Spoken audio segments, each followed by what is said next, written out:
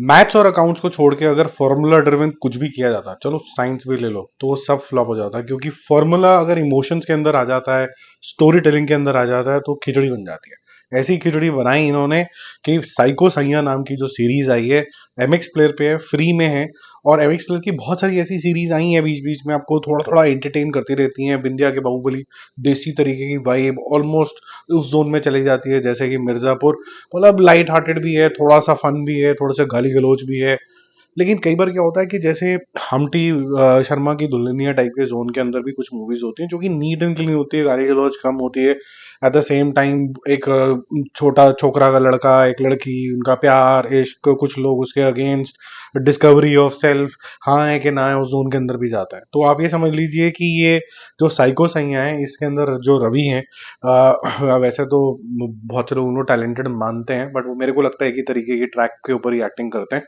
वो यहाँ पर एक वो बने हुए हैं साइको टाइप के, जो एक लड़की को प्रोटेक्ट कर रहे हैं। क्यों कर रहे हैं, उनका किन से क्या डायमेंशन है, वो मैं आपको स्टोरी के हिसाब से नहीं बताऊंगा। और फिर एक लड़का है जो वरुण धवन की हूबहू कॉपी कर रहा है, उसका मुंह बनाने के ढंग से लेके उसके बोलने के ढंग से, जो सैल्यूटेशंस दिए जाते हैं किसी को एड्रेस करने के लिए, सब कुछ उसी तरीके से कॉपी कर रहा है। और वो सोच रहा है कि शायद मैं वरुण धवन जितना ही इफेक्टिव नजर आ रहा हूँ। और बहुत खराब है।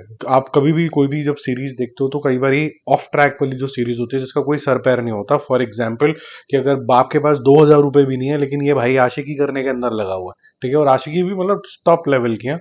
और ऊपर से जुमले भी कस रहा है कि देखो मैं इस तरीके का आशिक हूँ और ये सब चीजें हूँ, और अपने आप को बड़ा ही बाहुबली समझ रहा है, सिर्फ 1.5 पसली का इंसान है। अगर लॉजिक के परे भी हो जाता है, लेकिन परफॉर्मेंसेस बड़ी टॉप नॉच होती हैं, आपको फिर भी देखने का मन करता है।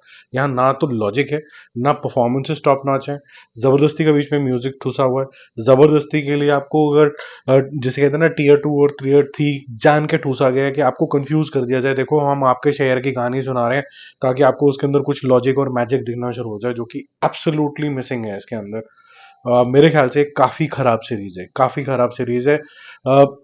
इवन क्रिएटिविटी के नाम के ऊपर भी ये धब्बा है, बहुत खराब बनाई है।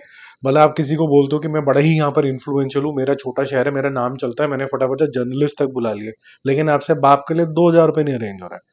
अजीब अजीब से यहाँ पर लॉजिक है, और उसकी वजह से ये सीरीज मैंने बीच में ही देखनी बंद कर दी, क्योंकि मुझे इतनी खराब लग रही थी। बहुत कम बार ऐसा होता है कि मैं बीच में ही बंद कर देता हूँ। ये बीच में बंद कर देने वाली सरदर्द वाली सीरीज थी। 1.5 star out of 5। Bye bye.